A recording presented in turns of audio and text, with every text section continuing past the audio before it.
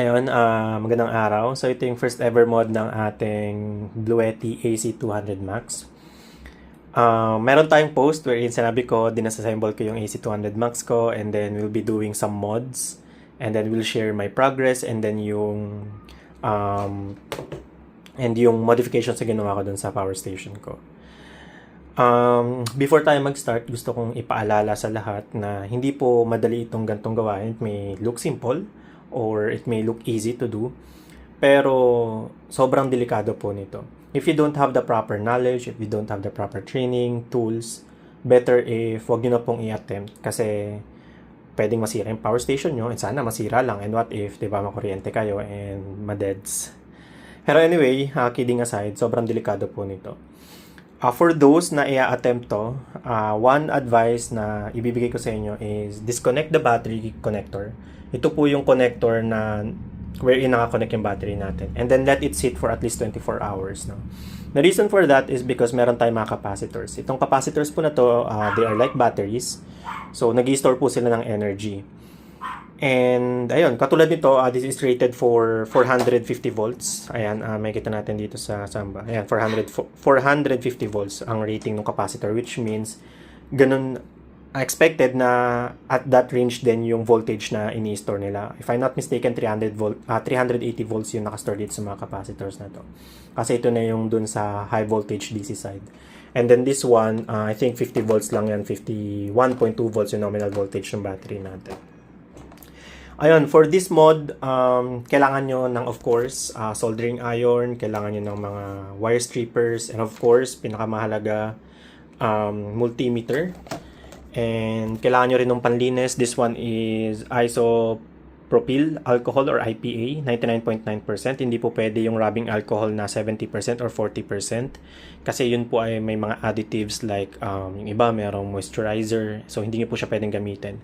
Pwede rin po yung lighter fluid or pwede rin kayong bumili ng contact cleaner. And of course, soldering lead, tapos, ayun, a brush. Ito, meron ako ditong lumang toothbrush na ginagamit ko pang brush ng PCB. By the way, yung mod na gagawin natin is, lalagyan po natin siya ng XT60 port for solar input. Kasi for those na hindi familiar sa AC200 or AC200 Max, ang solar input niya po ay ganito. So, ito po ay tinatawag na SP21 aviation connector. So, medyo uncommon siya. Nag-try ako maghanap sa Shopee nung connector na ganito and then straight to MC4. Wala akong mahanap. So, what I did is bumili ako ng mismong connector para dito and then gagawin ko na lang siya ng MC4. So, matrabaho siya. So, gusto ko siyang lagyan ng ganito para, kasi 'di ba ito na yung parang standard connector for solar panels sa mga power stations. So, ayun. Ito yung connector nung stock PV. So, makikita nyo, i-compare natin yung size. Sobrang liit nung ginamit ng Bluetti for this one.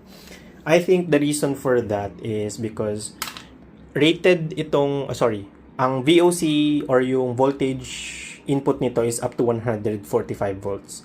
15 amperes, 145 volts. So, I think recommended ni Bluetti na ang gamitin yung panel for this one ay 2 panels in series instead of 2 panels in parallel. Kasi 15 amperes lang siya. So, if you have 600 watt na panel, hindi mo ma-reach yung 900 watts na charging rating niya, right? So, if you want to reach yung 900 watts, you will use 2 panels. And then, you can actually connect it in parallel. Pero I think hindi mo ma-reach yung 900 watts. Pero tataas ka lang ng konti, I think 700 or 800. Pero kung gusto mo talaga ma-reach yung 900 watts, you have to do in series. Kaya siguro ganito rin kaliit yung connector na ginamit nila. Kasi syempre, high voltage pero low current.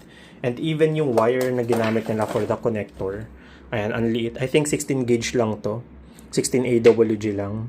14 AWG. So yun, I think enough lang siya for 15 amperes. Pero yun, maarte ako, so gusto ko lagyan ng XT60 mil to. And then, ang gagamitin natin gauge ng cable ay 12 gauge ang gagamitin natin for this one. So, enough siya for 50, actually, overkill siya for 15 amperes. I think ang rating ng 12 gauge ay up to 25 amps or 30 amperes. Parang ganun, correct me if I'm wrong. Pero, definitely thicker than the 14 gauge na ginamit ni Bluetti dito. So, ayan. So, paano nga ba natin siya gagawin? So, in-inspect ko na yung board. Ang nakita ko dito sa board is medyo masikip siya. Wala akong makitang pwedeng pagtapan nung wire na gagamitin natin. So, if you check dito, ewan ko kung kita. Ayan, sa part na to. So, merong dalawang traces, PCB trace. Sorry, maingay. So, merong dalawang PCB trace for the negative. Itong part na to, yan, negative to. And then, itong side na to, positive. So, una, iniisip ko na i-scrape yung tawag dito, yung coating ng PCB para mag-expose yung copper. Tsaka dito. Tapos doon ko i-solder. But then, na-realize ko na medyo risky gawin yun kasi unang-una, ang PCB pads or traces, prone siya sa tuklap. So, makakapag-solder ka dyan, pero once na ma-apply mo ng force or ng stress yung cable, matutuklap yung PCB trace mo. And, ayun. So, di ba? Mahirap na yun. So, ganun din dito sa positive side. So, ang plano ko is dito, sa likod ng part ng board. Medyo maliit yung pads nung pagsosolderan natin. Pero I think kaya ko siyang isolder. So, ang kailangan ko lang make sure is hindi malang magdikit ng positive and negative. And meron namang enough space sa ilalim ng PCB for a wire to run. So, I think pwede natin siyang gawin dito. And ang maganda pa dito is naka-solder yung mismong wire dun sa mismong pin nung XT. Ewan ko anong tawag dun sa connector na XT30 ata yun. Or XT15, not sure. Kasi mas maliit siya eh. Anyway, ayun. So, maganda yun kasi nakakonect tayo dun sa mismong pin. So, kahit mahatak yung wire, meron tayong yung solid pin no, na nag-hold dun sa mismong wire. Hindi lang yung mismong pad na nakadikit dun sa FR4 na PCB natin. So, ayun. Ilang gagawin natin. And then, yung wire na gagamitin ko is naka-precut siya to half a meter. Alam ko, sobrang haba ng half a meter. Pero, mas okay na yung mas mahaba kesa yung kukulangin tayo sa iksi kasi panibagong solder na naman yun. So, yun. Balikan ko kayo once na na-solder ko na siya. Ayun, so na-scrape na natin yung extra mask or solder mask ata ang tawag na if not mistaken dun sa pads. So ang ginamit ko is yung back side ng blade, hindi yung front side para lang hindi natin ma-damage yung mismong pads, no. So pansin nyo dito sa I think positive side to or positive side to. Ang in-scrape natin is yung doon lang sa part na yun dito. Yan. So from this point to papunta rin. Nag-iwan tayo ng konting mask dito sa side na to. Para lang hindi mag-flow yung solder going to the other side kapag nag-solder na tayo. Tapos with this one naman, ganun lang din. So, hindi ako nag-scrape dito sa baba para lang din hindi pumunta yung solder mask and accidentally mag-connect dito sa mga data lines na to, no? So, or signal lines. I'm not sure if signal lines nga siya. So, dito tayo mag-solder sa upper part. Basta ang importante is madamay natin itong pins na to sa pag-solder. So, one quick tip kapag mag-solder ka ng wire sa PCB pads or PCB traces is i-LED mo na yung, or lagyan mo na ng LED yung dulo ng wire. And then, lagyan mo na rin ng LED yung mismong PCB traces. Para lang mas madali siyang i-solder. So, idikit mo na lang siya ganyan, tapos soldering iron, pag tunaw na, then hayaan mo lang siya mag-cool down for a bit, and then pwede mo na siya bitawan. Kasi the longer na nagstay yung tip ng soldering iron mo dito is very risky for the PCB and for the nearby components, no. Pwede mo siya ma-damage dahil sobrang init or pwedeng matunaw din yung mga solder niya, no. And then for this one, I recommend using at least 60 watts na soldering iron. For ako, ang gamit ko is 100 watts. The reason for that is because yung wire natin, they absorb a lot of heat kasi syempre, di ba, copper sila or metal sila. So, once na idikit mo dito yung soldering iron mo, yung tip niya, mag-absorb siya ng heat, lalamig yung tip, and then hindi na enough yung heat para itunawin yung soldering lead natin. And of course, linisin nyo rin yung tip ng ng soldering iron nyo every time na ako, ang ginagawa ko once na magtunaw ako ng solder, linis yung tip and then balik dun sa stand ko. Ito is cellulose sponge to. Nabili ko siya actually sa Walter ko lang siya nabili. Different siya dun sa normal na sponge na like yung sa, ano ba tawag, Scotch Brite. Ito kasi, yan, cellulose siya kung makikita nyo. So, damp to, medyo basa. So, binasa ko, then piniga ko. Diyan ko nililinis yung tip ng soldering iron ko. So, pansin nyo, hindi siya ganun kabilis masunog. Unlike kapag yung isang sponge yung ginamit nyo, sunog agad yun kasi gawa siya sa parang plastic. Ito, iba siya. So, na-solder na natin siya. Ganyan naging itsura niya. So, maganda dito, ang maganda dito, maliit yung naging pad nung pinag-solderan natin, pero at least connected siya ron sa pins nung XT connector sa baba. And one more tip pala na ibibigay ko sa inyo is, if magsa-solder kayo ng XT connector na male, yung male part, make sure na nakakonect yung counterpart niya na female. Kasi once na initan nyo tong pin, ang mangyayari is lalambot yung plastic around it and may possibility na ma-dislocate or mag-move yung pin dito. And kapag nangyari yon, pag sinaksak nyo to, wala na siya sa alignment, pwedeng magkaroon ng loose connection or hindi na nagko-contact, ganun. So, pwedeng uminit or pwedeng hindi mag-work. So, for this one, and kinabit ko yung counterpart niya na female.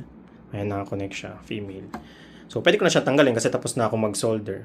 Ayan. And ang maganda rin doon is i-absorb nung connector yung excess heat doon sa mismong pin. So, para hindi rin matunaw yung plastic around it. And ano pa ba? Ayun, one important thing is linisin nyo talaga yung pinag-solderan nyo after nyo mag-solder. Kasi yung karamihan ng mga soldering lead, meron silang flux sa gitna, yung tinatawag na flux core, no? So, pag tinunaw nyo siya, magre-release siya ng flux. And yung flux na yon pag naiwan, pwede siyang mag-corrode or pwede siya maging reason para magkaroon ng corrosion dun sa copper or dun sa lead. So, kailangan nyo siyang linisin yung excess flux para mas magtagal yung solder or yung connection natin. So, ito, hindi mo sobra, pero happy ako dun sa naging resulta ng solder natin.